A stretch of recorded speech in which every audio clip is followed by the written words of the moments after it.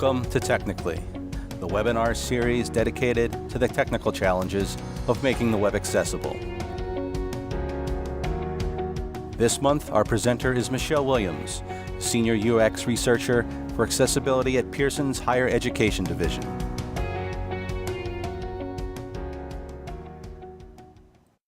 Hi, everybody. Welcome to Technically. This May edition of Technically, I'm Michael Beck, the Operations Manager at Tenon, and it's May Day. The fires of Beltane have been lit, and the summer is fast approaching, for those of us in the Northern Hemisphere at least. And today we have our very own May Queen in the form of Michele Williams, the Senior User Experience Researcher at Pearson. Good morning, Michele. Good morning. How are you? I'm doing well. Michele is going to be discussing something we have yet to delve into during our sojourns on the seas of accessibility, and that's effective accessibility user research.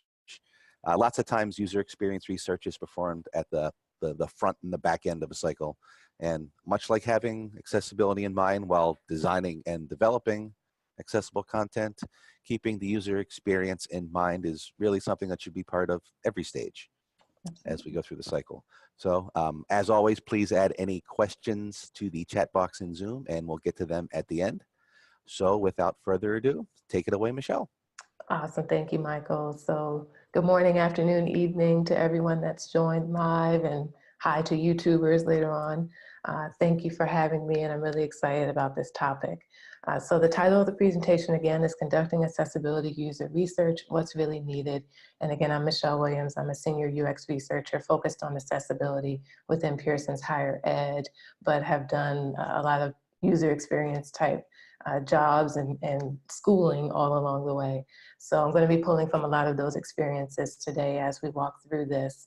And just to go ahead and dive right in, I know this is a topic that has been proliferating more, which is great. We do want to make sure that we are inclusive in our research on our products, our technology products, as much as possible, but we want to make sure that we're doing it right. So let's see if I can get my slides to advance. Perfect. So really simple, what's really needed? I'm going to break this down into three main sections: knowing the basics, accessible artifacts, and accessible testing. And we're just going to get right to it. So knowing the basics, basically, first and foremost, you have to understand disability. Now, the caveat for this presentation is that I'm mostly focused on UX professionals, or I'm assuming that you work with UX professionals. This is not going to be a talk where you can take this and just go off and run without that baseline understanding of human-computer interaction and user experience. But assuming you have those fundamentals, it's still important to understand the diversity, the manifestations of disability, and what that will look like with the participants that you're interacting with. There's just no getting around that. One thing that came to mind as I was putting together the presentation, I thought about the equivalent scenario of, say, there's a community activist who wants to get feedback on a building. You know, they're revitalizing a building. They want diverse voices because this is going to be a communal space. They go to meet someone outside that building who's in a wheelchair. They're like, okay, come on in. We want to make this an interactive talk. And the person in the wheelchair says, okay, where's my entrance? And let's say that community activist kind of, face drops because they realize the only way into that building is through the stairs. So that could be the equivalent of what happens with our user research. We don't want to just dive in because we may be diving in a way that is not going to allow the participants to be involved because something is not necessarily accessible to them. So understanding disability, and then also next, understanding the laws and standards are going to be important as well. You don't have to become an expert, but again, you have to understand what it means for something to be or not be accessible. And I've broken this down because I understand that people might be using technology or building technologies all across the spectrum. So web and applications, that's going to be, at least for the US, something called Section 508. Also the international guidelines of the Web Content Accessibility Guidelines, WCAG. For hardware, it may again be Section 508 or the Americans with Disabilities Act. For somewhat voice telecommunication based, again, Section 508 is going to have some standards in there for you, but also maybe the 21st Century Communications Video Accessibility Act, the CVAA. So understanding the standards, the laws, that are applicable to your country, applicable to what you're building, applicable to the population that you're interested in interacting with. Just having at least some understanding, or even going out and getting training on those acts, on those laws, on those guidelines will be beneficial to you. Also, getting immersed, and I'm gonna step through this one only because one great resource that I find that people may not be necessarily aware of, again, this is somewhat in the States, but it likely is applicable in other countries as well, are assistive technology centers. These are government-sponsored statewide centers focused on matching clients to assistive technology. Usually a state will have several in key locales throughout the state. And it is a service where people who have been diagnosed with a disability or are progressing, maybe they have a deteriorating condition, can come to these assistive technology centers where they literally have all kinds of the latest and greatest hardware, software, and all in between in the facility for the user to try out. They speak with an assistive technology professional and they match them and actually loan them assistive technology to try out before they go and buy it, which usually is an expense.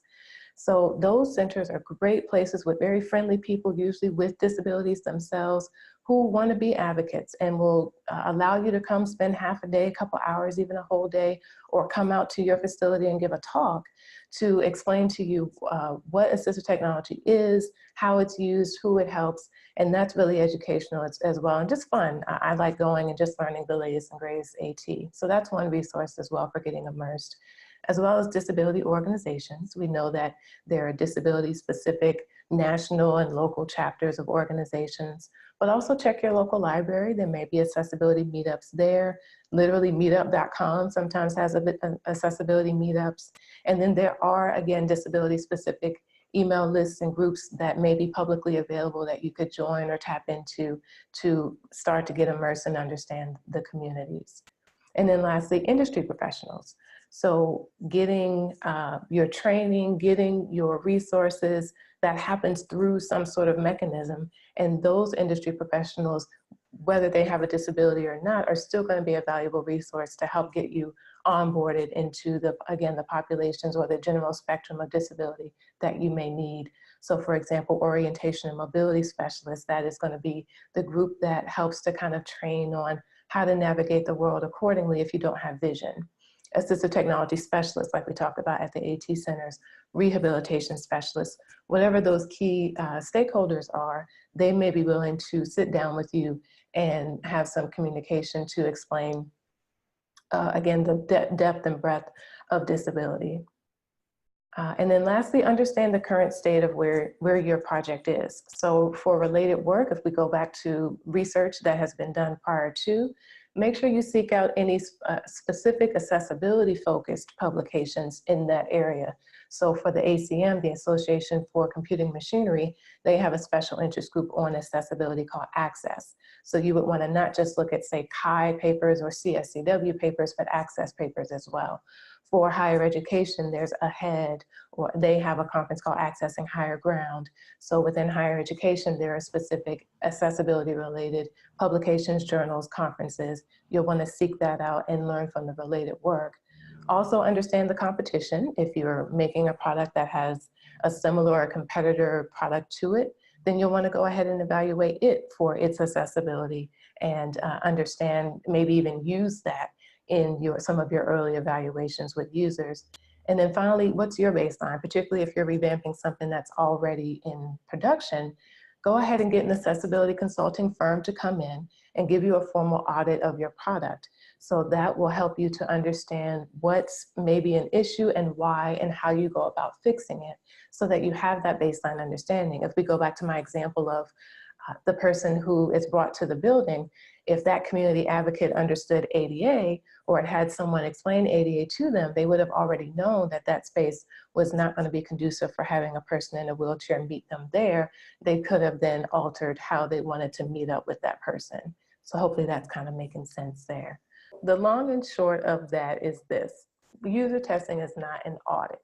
You are responsible for testing accessibility. Your participants are testing usability. And that seems kind of obvious, but actually it happens a lot, that people think that I'm, for instance, bringing in participants to test the accessibility of our system. That's not true.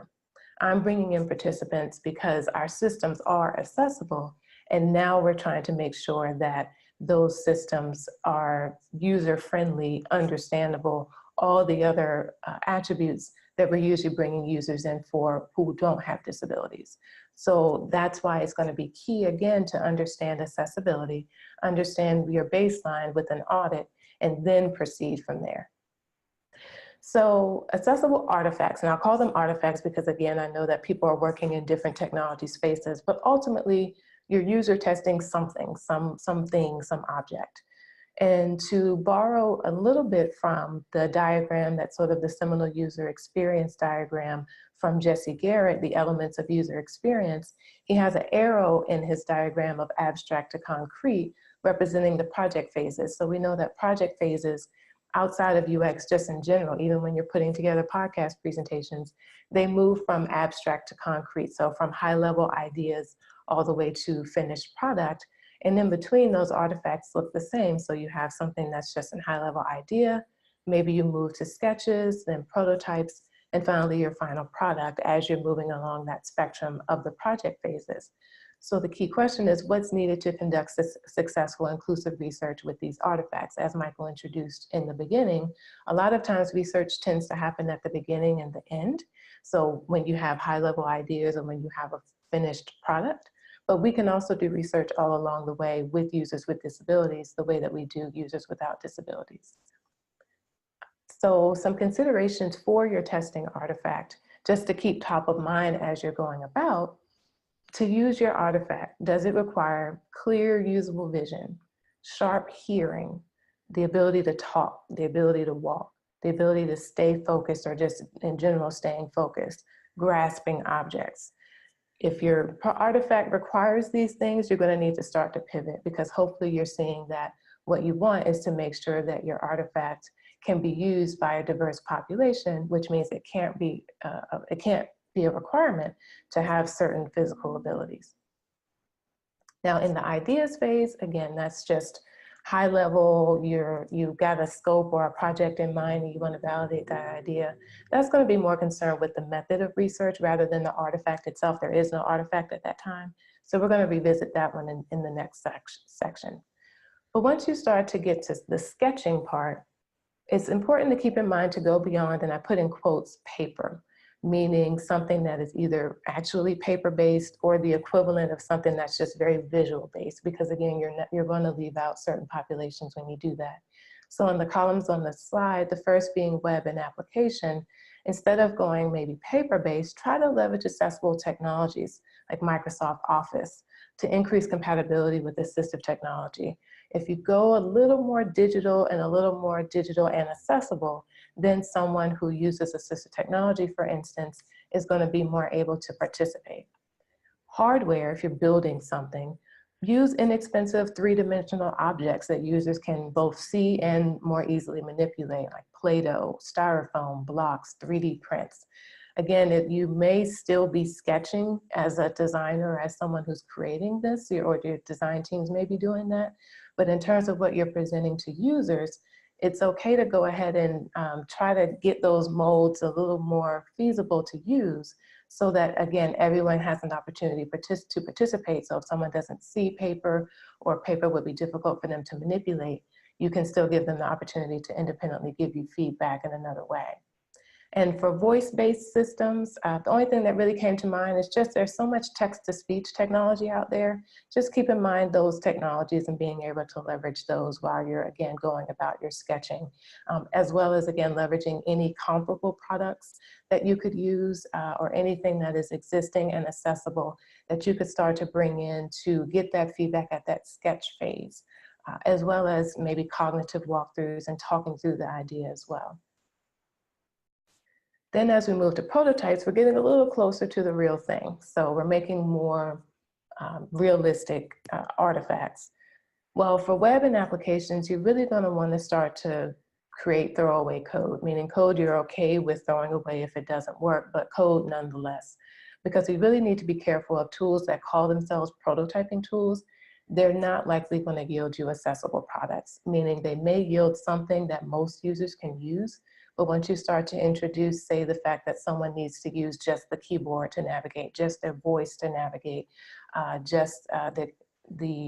screen reader or some other assistive technology to really bring in some of the information like on the web, then those things are going to start to break down pretty quickly. Essentially, some of the prototyping tools essentially create the equivalent of a paper prototype. So you want to be careful of just saying, oh, we'll use this. Really investigate what you're going to use. The way that we've solved this at Pearson is to create a prototyping team. I know that that's not always feasible, but I recommend it if you can. They're awesome. Also, for hardware, you're going to want to get to the closest equivalent. GoPro cameras, tablets like iPads, computer monitors if you're making something kind of like a kiosk. Start to get to those closest equivalent hardware that, again, is okay for your population to use. And then lastly, with voice, again, leveraging maybe creating those realistic voices, and also the existing accessible telecommunication devices, smartphones, or again, mobile devices that'll help you to start to get your feedback on a prototype. Now I'm going to take a moment here and actually really delve into one research method known as the Wizard of Oz. So we're not going to talk about the movie, more so the research method. But Wizard of Oz, as I call it, is a fake it until you make it testing method. So it's a method in which the users think that they're using a real system, but the researchers are creating that illusion. This is a really powerful method in general, but also for creating accessible technology where we know that there's a lot more consideration sometimes that needs to be put in, particularly if teams aren't 100% familiar with what to look out for. And so before you again start digging really deep into coding and all of those or manufacturing, Wizard of Oz can really save you a lot. Now, it takes a lot of planning and a lot of detail to run, but it can be worth it, particularly if you're going to run it multiple times. That setup time and the scripting time may be worth it. So I have two examples of times that I've run this. Actually aren't related to accessibility user research, but just to explain a little more about Wizard of Oz and how that works. So the first is back at a previous job that I had, my first job. I was a voice user interface designer for what's called an IVR, an interactive voice response. Basically, those telephone systems where you talk to a computer instead of a person. I know, I'm sorry, but I worked on those early in my career, and we used Wizard of Oz a lot to test our script. Now, this was back in the day when people, first of all, worked in an office, second of all, had a landline desk phone. Those things may be becoming more and more obsolete. But leveraging that desk phone, all we did was had the user dial a programmed number. We said, oh, you know, we'll save you from having to keep dialing 1-800, whatever, just hit this button. That rang to someone's desk phone, and then the designer acted out the script. So we would put on our best voice talent voice and pretend that we were the system that the user was navigating through.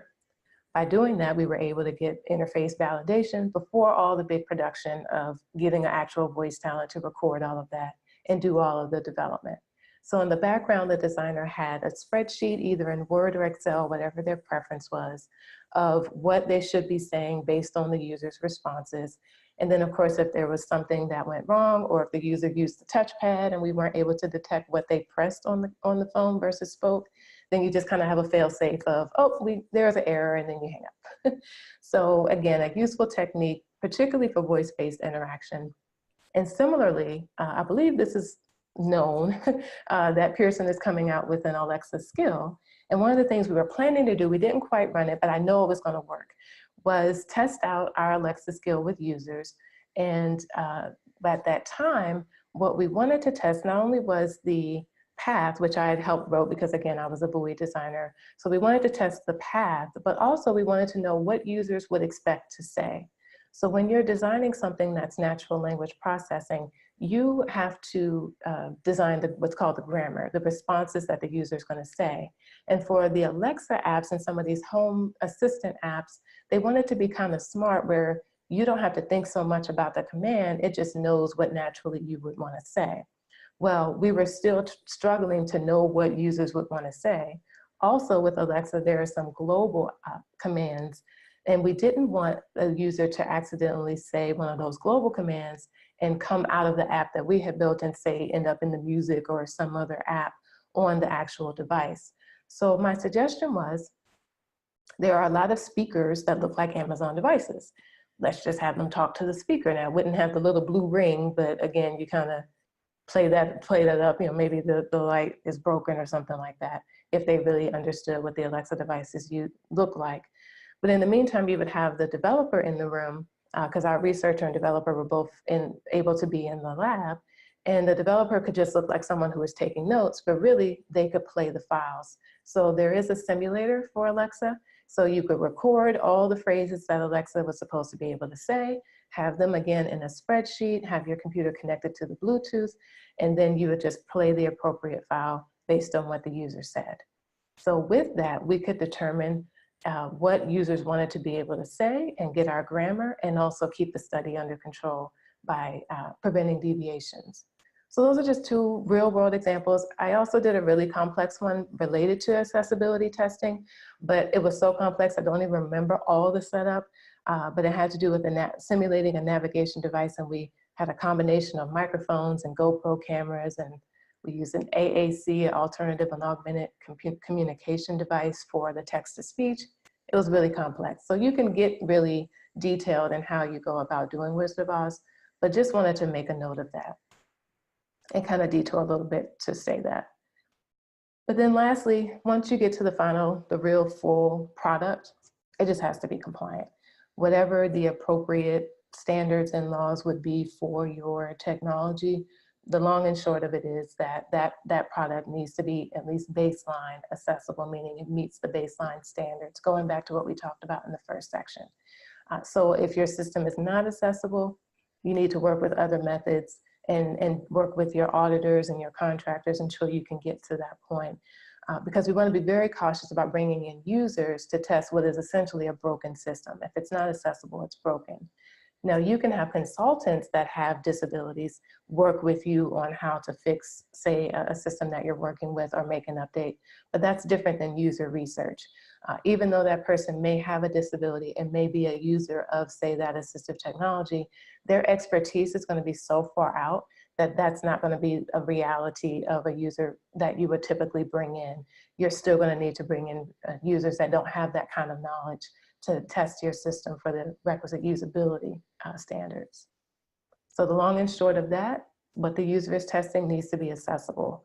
And that again seems very basic, but that actually happens a lot with me as well, where our teams are asking me, okay, we really need to do user research. I'm like, yes, we really do. Give me something I can research with. And then we kind of have to have a discussion after that. So the last section does have a lot in it. I may kind of bounce around a little bit just for time. But again, it's about accessible testing. So the first and foremost being the research methods. Most research methods, you're just going to run without any special caveats. But I did go through a list and kind of point out just a few things. I'm just going to bounce through this one somewhat quickly. These aren't in any particular order other than alphabetical. So one that came to mind is biometric testing, which is gaining some traction. So eye tracking or other emotion-based testing. Some users just won't be able to do that. They won't feel comfortable with the instrumentation. They won't be able to sit in a way that you need them to. They don't use their eyes to navigate the computer. So you're going to have to come up with equivalents. I don't have a good answer for that one just yet. I haven't sat down and thought about that entirely, other than to say you just need to be equally as thorough for that if you're going to use biometric testing, and you're going to have some sort of triangulation of your data, not just the biometric testing if you're doing inclusive testing. For card sort and tree testing, just make sure it's an accessible tool, or leverage accessible drag and drop to do that. And that's sort of going to be a theme. Again, the tools that you're using, just like the artifacts that you're using, need to be accessible. And when I say accessible, I mean like WCAG compliant if it's on the web. Diary study, I love diary studies. Just have multiple means of collection. So there are a lot of tools out there that do diary collection. Unfortunately, most of those tools are not going to be accessible to all the populations. So just get creative. They can use email, voicemail. They can send you or upload videos. They can do Word documents. And just a note, blind people can and do take photos. So blind people can do diary studies as well. So that's just a note to put in there. First click test, again, you're going to want an accessible web page, not just an image of a page. And also you're going to want to detect keyboard events as well as mouse clicks from assistive technology, such as a voice dictation software. So again, the key is be careful of the tools that you're using. And just a caveat again, I know that some of this may be a little foreign. This is mostly for the UX nerds on the call. So they'll know what I mean by these different research methods.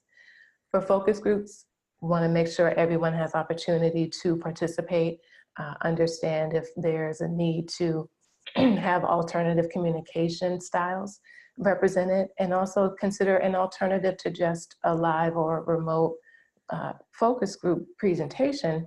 Maybe use a chat room or a group forum where people can still bounce off ideas, but it's more passive than active and asynchronous.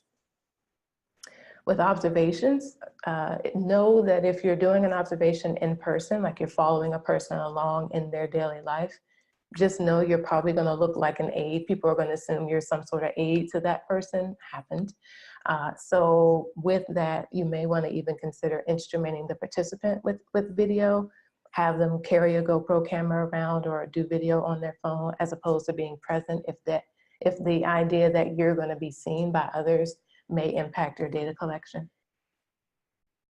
Participatory design, co-design also, that's when users are creating artifacts. You may have to create the artifact on behalf of your participant if they can't physically do that themselves, or just to save time. But if you have to do that, then make sure you're getting explicit confirmation from that user that you are representing that artifact correctly, you're representing their idea correctly, and maybe even consider leaving that artifact with that participant or with that group so that they can reflect on it and maybe even have a follow-up interview afterwards. And I tend to do that with a lot of research. I'll do a follow-up afterwards after people have some time to think about what you've asked them, particularly in foundational research. Online surveys, again, an accessible, compliant tool. You also want to minimize the use of really complex question types, kind of try and keep it really basic and really easy to enter. And then also carefully word your demographic questions. Keep in mind that not everybody identifies as having a disability. So to ask someone, what's your disability, may not be appropriate. Particularly, I think about the deaf community. They are not hearing impaired, they are deaf. So be careful how you word questions like that as you're doing your demographic collection. And then finally, usability testing, probably our most famous kind of testing in the UX world. For usability testing, one thing to keep in mind is that participants don't want to look helpless. And what I mean by that is, if a person is struggling to use your system, there may be a tendency to really want to push and figure it out because the person doesn't want to feel like they can't.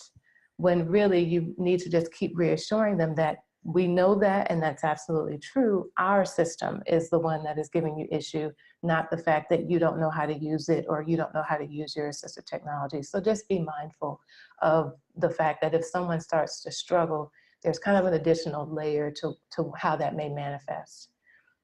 In terms of unmoderated usability testing, I know that that's a thing that makes sense for some testing methods like surveys, but generally I don't do unmoderated and really try to make sure I'm present either remotely or in person, because research is also educational. So being able to have conversations around what a person is doing, why they're trying certain strategies, that information is useful beyond that specific research and can be educational to the team. Also keeping in mind the measures of success. So like time on task is a big measure for usability studies. That may not be applicable if you have a diverse population. That may only be applicable if you have an exclusive population. Because again, if someone is, say, using a joystick, they're naturally going to take longer to do a task. So that time on task measure may be skewed. Same for system usability scales and ease of use metrics. You may need to separate those out as well, because a system may be easy to use by one population, but not by another. Like maybe the blind users had a lot of difficulty, but mobility impaired users did not. So a synopsis of research methods can be found on the website UserZoom, and I have a link in the presentation there. And the presentation will be made available on SlideShare. I'll talk about that a little bit after, but some of these links that are present, you'll have access to. Lastly, a few notes in terms of research methods about communication. So use interpreters if needed. Like right now we have a a captioner on our call today. So determine if you need sign language interpreters. And if so, does that person that or the people that you're bringing on, do they have recommendations for who they want to use? And also offer to pay for that service for them. And if someone has a speech impairment, determine if there's a caregiver who maybe can help relay the messages on behalf of that person so that you can understand the interaction. But also be prepared to type. I recently did this as well. I had a participant who was hearing impaired. She could speak to me, but I typed my questions in. So you'll want to just be prepared for that. And also understand that overall, your protocol is probably going to take more time in general because of these just extra bits. Communication, using assistive technology, having to just level set. So keep those things in mind as you're getting ready to conduct your research. So wrapping up here on a few more topics, recruiting is a big one. I don't have a whole lot to say there other than there's generally two ways to do it. One is relationship building that happens over time, those same resources from the earlier slide where you learned accessibility, same resources you can use to get to know people that can participate in your studies. The downside to that is you may limit your pool of participants. So it may be that only certain personality types or only certain kind of people are involved in those kind of organizations. So you may want to be careful about whether or not you're really getting a diverse look at a certain population by using some of those communities that are available, but nonetheless, those communities are available to you. And you'll want to look again locally as well as nationally and start to get involved. It's a snowball effect, but you can do it. The other way is to use a recruiting firm, and that's sort of the vein that I've taken because I'm not looking at one particular population. I need diversity all the time, but also the downside to relationship building is we don't like what we call career participants. We don't like to use participants over and over. So it feels difficult to build a relationship with an organization and then say, okay, and great, that, I used you one time, or I used these set of people one time and I really can't use them again. So it makes more sense to use a recruiting firm because they have a group of participants at the ready who are being used by different companies. But for me, it allows me to get unique participants. And the one that I've used most frequently so far is Nobility. They have a database called AccessWorks, and they have been really beneficial for me in finding unique participants. But the downside to that is that they may not have a specific demographic that I'm looking for because there's more breadth than depth. There's a reality to recruiting though too. Minority group, I just call it minority group implications. One, we talked about that people just may not be signed up for organizations. So national XYZ organization does not encompass every single person with every single disability. So you still may want to try reaching out to key stakeholders, but that takes more time. So reaching out to industry professionals who can then reach out to people with disabilities, that extra layer takes more time. But also people are still breaking back boundaries and barriers. I had the example of Haben Gurma. People are still being the first to do something.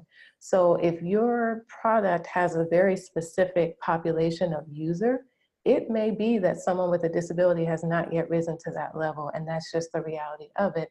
So you'll just want to be mindful of that as well, that there may actually just be a small amount of people that you can recruit from, but still try to recruit.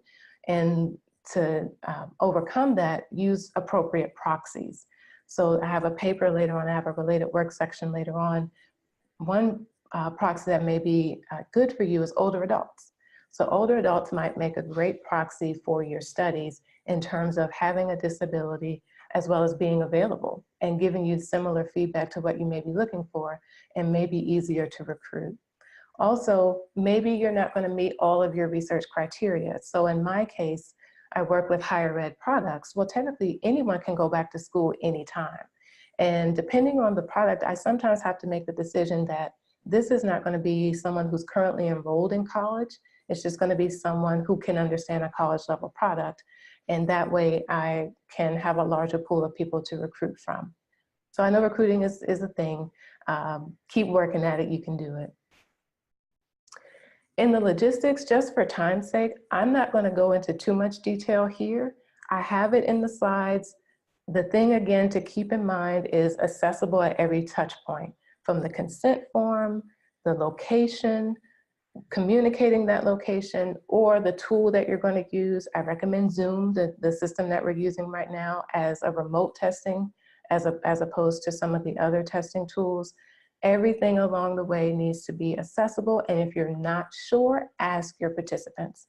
But I also have, not only in my slides, but I have a link to another presentation from UXPA Boston, where there was a phenomenal detail about facilitating and going into that. So I'm sorry if you joined to hear about those logistics, please ask questions, but I am gonna, just for time, kind of skip through that.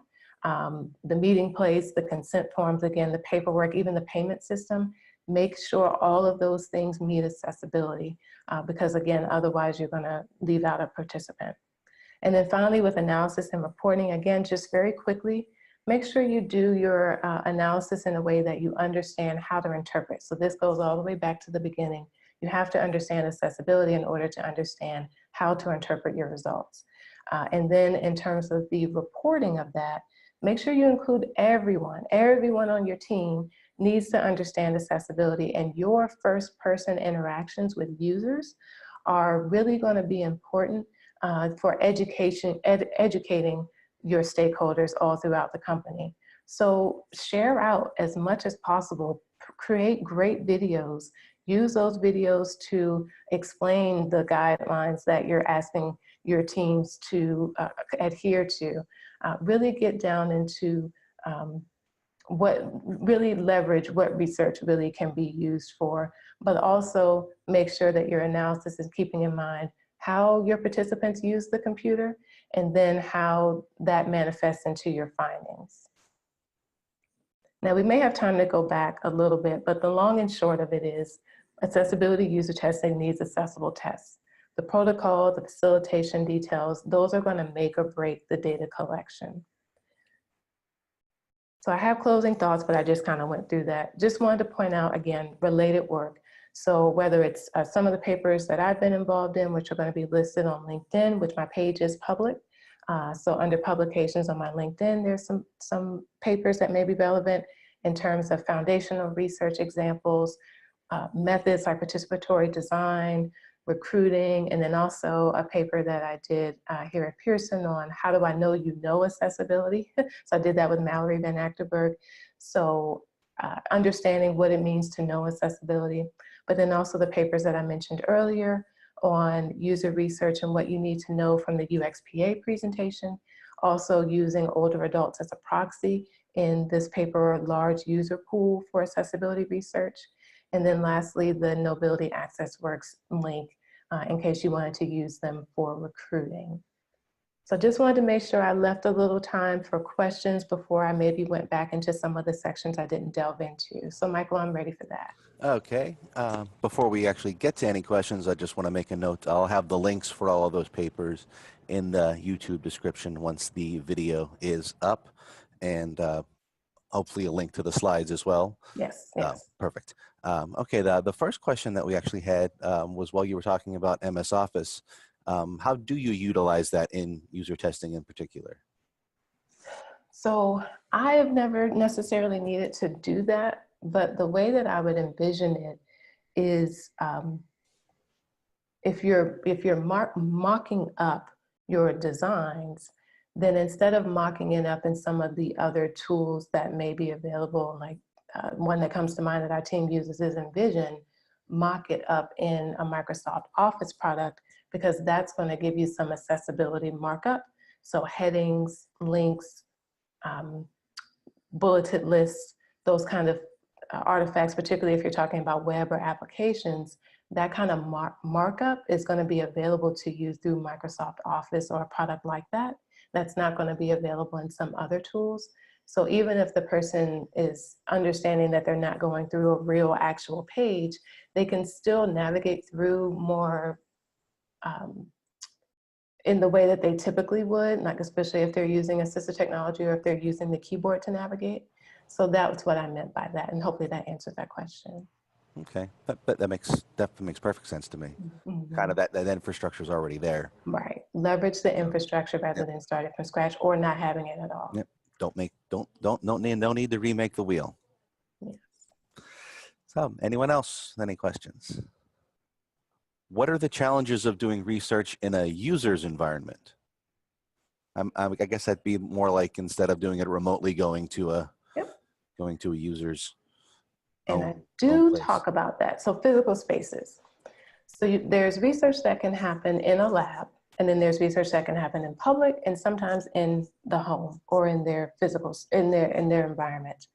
For that, I would say it's actually not so much a challenge as it is boundary setting. So you just want to make sure that you have the proper relationship with that person, that they're comfortable with you being in their space and in their environment. And then particularly if it's their home or something kind of intimate, you just have an understanding of what the boundaries are. Like you're staying in communal spaces like their den or their living room or their kitchen, not their bedroom unless you really absolutely need to be there. But I do find that that kind of research, particularly if it's foundational and particularly if it has to do with the type of product that you're making, is important to do. And usually users, particularly if you have that understanding, you have your proper consent form and you've talked beforehand, they're very comfortable opening their home to you because they want to get that information out. And it is important for them to convey maybe the scenarios that are important to highlight by being at home. Okay. So it sounds like a lot of the way to make this successful is to do a lot of groundwork beforehand, before you even get, I mean, and obviously the groundwork with the actual protocols themselves, but with the person themselves. Get to know them before you start working with them as as a tester of something. Right, so let me go through the logistics since we have some time. I just wanted to make sure that I wasn't gonna be right up on the end. So I'm gonna double back to the logistics part and talk about the planning stages, because that's absolutely correct. With any research, but particularly with accessibility research, it's all about the planning and walking it through from start to finish and considering the details of it as you walk through. I mentioned it high level, but starting with even the consent form. So a lot of times I've seen consent forms that are like read-only documents because they have a special footer or they're not marked up correctly. And then they require a signature, to do that, a physical signature. We can't have any of that, right? So we need to make sure we can either use email or verbal consent, and it doesn't require a physical signature. We need to ensure that it's readable by assistive technology, that the wording is not too legal or hard to understand. There's a WCAG guideline about the reading level of documents.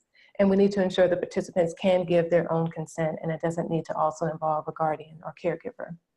The payment system on the back end, I've seen a lot of gift card systems. Oh yeah, log into this gift card system. Is that gift card system accessible? And then also don't compensate in payments that the participant can't use, right? Just something, make sure it's logical, something high level or cash. And then also technical checks, particularly if you're doing remote testing, which I do often. I use Zoom. I have the user come on a couple of days beforehand. We do a 15-minute technical check. And that's where I'll also begin to understand if there's any communication needs that are going to be important to know before we start. So I'll understand if I need to type versus can speak. Can I see your computer? Can I hear your computer? All of that happens prior to. And then if they're coming into a lab, then you're going to want to be careful about equipment needs. Are they bringing their own equipment or are you providing that? I recommend they bring their own, but sometimes that's not feasible. And if it really isn't feasible to have what they need in the lab, then you got to go to where they are, right? Mm-hmm. Or if they can't travel, then you need to go where they are. And then going back to physical spaces, if you're meeting in a lab, making sure you're giving street to door directions, making sure the space is ADA compliant and transit friendly, or you're providing compensation for transportation to your space, communicating the exact meeting point, and making sure the space won't cause any participant anxiety. And what I mean by that is it quiet enough? Is it easy to traverse? And is the space itself comforting? Or does it feel like you're being tested? Work with your participants on that. Explain the space, explain the study, and let them tell you what they're comfortable with and what they're not comfortable with. And then again, meeting in public, make sure that public space is agreeable, conducive to research, make sure you know your boundaries, or even compromise on a meeting space that the person generally frequents. If they're a frequenter of a library meetup, then meet at that library space as well. things like that. Okay. And that actually leads us to a question from Sandra. How do you learn to adapt and understand the speech from somebody who talks and sounds differently than you're used to? That is just a skill that's learned over time, I find, because I really don't know how I do that, but most of the time I am successful in doing that. But if you're not, that's fine. Just make that person aware and come up with a way to get that interpretation. So again, they may have a close family member or a caregiver who wouldn't mind sitting in on the study with you. And that person can interpret and make sure that that's just something that you guys are going to do and know that from the beginning. Or you may have to do something that is more text-based rather than live conversation. If you think that you're going to just have too much difficulty communicating, then you may need to alter your research method to try and get that data a different kind of way. And that would be where that quick 15-minute Zoom a few days before would definitely be a big payoff for you. You would know almost right away. Absolutely. And do that if you're going to meet in person too, right? So meet up with that person before you travel and before you're meeting in that space. Go ahead and understand all of that ahead of time. Okay. What are the advantages of testing on a user's own equipment as opposed to something you would provide? So every assistive technology, just like every other technology, has settings. So the first and foremost is that that person is going to be comfortable with the keyboard layout. If they're using like a device, there's different keyboard layouts. Like sometimes you have the extra number pad off to the side or things like that. So they're going to be used to the keys on their keyboard and how those feel and how those interact. And then they're going to have their own, if that's applicable to them. And then they're going to have their own settings on the device. Also, there's different assistive technologies. So if we talk about screen readers, there's 3 popular screen readers. There's VoiceOver on the Mac, there's JAWS, and then there's NVDA. You may not have a license to the one that they primarily use, and that may throw off your testing as well. So it's going to be important that you want the user as comfortable as possible and using your product in the way that they would typically use it. You don't want to create introduce artificial conditions by forcing them to use an assistive technology that they don't generally use or in a way they don't generally use it. I mean, there's so many settings, even if we talk about the height of something that's attached to someone's wheelchair or the other ergonomic considerations on some physical devices. I don't think that anyone would be able to accommodate all of those different considerations in their lab, particularly not in any kind of reasonable amount of time. So it usually is better if the person can bring that with them, to just bring that with them. You really shouldn't be doing testing that requires a certain type of assistive technology to be used. If you're designing to the standards, the point of those standards is that they can then work with any user's assistive technology in those requisite settings that they have. Okay. Well, we're nearing the end, and unless anyone has any final quick questions. And I just want to make sure I know I went through just making sure, again, you understand it's an ecosystem. So your designers and developers need to know how to build accessible systems. The researchers need to know how to facilitate the research and interpret the findings. Your testers need to know how to test for accessibility and how people use assistive technology. Product managers need to prioritize accessibility and get it into the project. So making sure it really does take a village to do this, but you can do it and you should do it. It's holistic, and it's very odd hearing say, oh, it's computers, it's holistic, but accessibility is holistic computing. It's making sure everybody's involved in not just the users, but from the get-go, from the back end, from the front end, making sure everybody knows what everyone else is doing and making sure everyone's doing it together and all the pieces fit. And that's the definition of being holistic, is making sure everything's fitting together. So holistic computing, interesting. All right, well, thank you, Michele, again for that excellent and thought-provoking presentation. Somebody else mentioned before, it was very thorough. Oh, good. I agree. That was great. Okay, I hope so. And thank everyone who joined us today. Thank next you, month, everyone.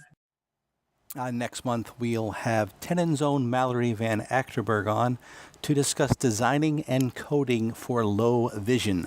That'll be on Wednesday, June 5th at 11 a.m. Eastern. And thanks again, Michele, and to all of you, and we will see you all next month.